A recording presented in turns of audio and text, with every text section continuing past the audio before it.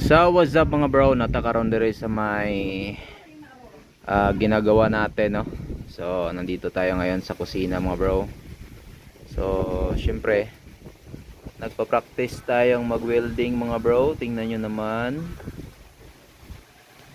So isang buwan pa lang tayong nag-practice mag-welding mga bro. Pero ngayon gumawa na tayo ng trusses dito sa kusina. So syempre pinagpraktisan natin yung kusina mga bro. Wala namang magagalit sa atin kasi sa atin naman to mga bro. Tingnan nyo, nakaklam na yung mga rafter natin, no? So ayan. So yan yung ginawa ko mga bro. Hindi ko alam kung matibay o hindi, no? So napakahirap palang gawin mga bro yung ganito. So tingnan nyo mga bro. So ang layo pala ng ano natin, yung rafter natin is 5 feet. Yan, 5 feet. Pero itong isa ay nasa 7 dahil nga medyo malayo, no?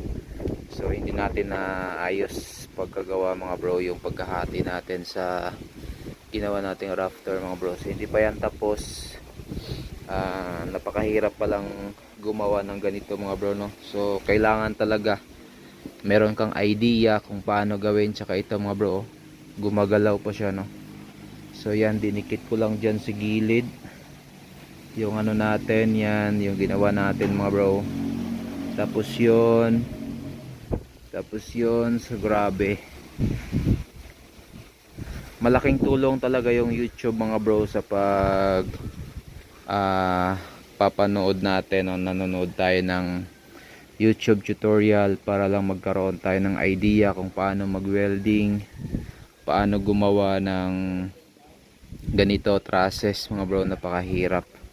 So syempre ni-repair namin yung kusina mga bro dahil nga malapit na talaga siyang matumpag mga bro. Grabe talaga. So ayan, no? So ayan yung kusina namin mga bro. So nagtagalog muna tayo ngayon mga bro dahil marami tayong followers na mga Tagalogin dyan, na mga kaibigan natin mga bro. Tingnan nyo yung agi natin sa welding mga bro, parang iget. Ayan, oh. So grabe mga bro. So hindi na tayo nakapag video simula nung naggawa tayo dito. So syempre mga bro, yung kinuha lang natin na mason tsaka labor ay isa lang, no? Isang mason tsaka isang labor mga bro. Tapos pangatlo tayo mga bro na all around labor tsaka foreman mga bro, puro mando mga bro, no? Ayan. So see you next video mga bro. Update ko kayo kung ano yung gagawin pa natin dito. So kulang na lang dito is yung C4 lens na ilalagay natin mga bro. Let's go.